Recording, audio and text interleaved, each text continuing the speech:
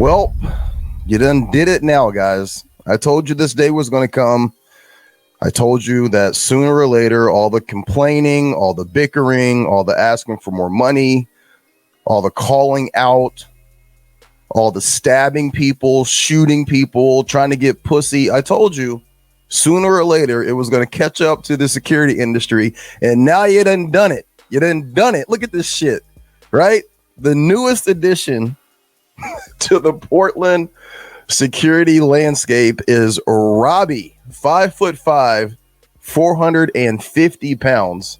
At least they got the body type right. Of security, observe, and report excellence. Guys, take a look. The future, it is now. I tried to tell you, and here we are. Let's listen to the news story. I've skipped all the way through to the important part that we need to hear.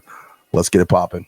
With support from the city, Portland Clean and Safe cleaned sidewalks, removed graffiti, and picked up trash. Portland Clean and Safe worked with law enforcement and noted a significant decrease in crime over the year. We looked at reported crime for assault, vandalism, and theft. And in November, we saw a 50% decrease last month than we did the prior 5 months. Crime doesn't thrive in areas that are vibrant and full of people walking, eating, enjoying the amenities downtown. And to help guard the area is Rob, Portland's first autonomous security robot, utilizing 360-degree 24/7 surveillance to patrol Big Pink's parking garage. Unico says this is just another way to use technology to improve their security program. He won't himself do anything except stop and record footage. Rob may not be able to call 911, but he has thermal imaging and a two-way intercom. It's like interacting with a human because there is a human on the other side. If you stop and speak to the robot, you know that there's someone on the other side who's answering your questions and can give you directions,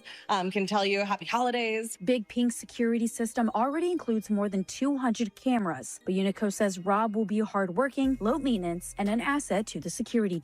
You hear that? Hardworking, low maintenance. What's your boy Rob out here doing? Getting that patrol in, right? He ain't upstairs in the bathroom. He ain't at the front desk trying to get somebody's phone number. It was all so simple. All we had to do was just do our jobs, observe and report, but everybody wants to go overboard. And now we are relegated to dealing with Rob. Guys, listen, we are done. We are sunk here in Portland. Guys, I want to be honest. All jokes aside, let me remove this here.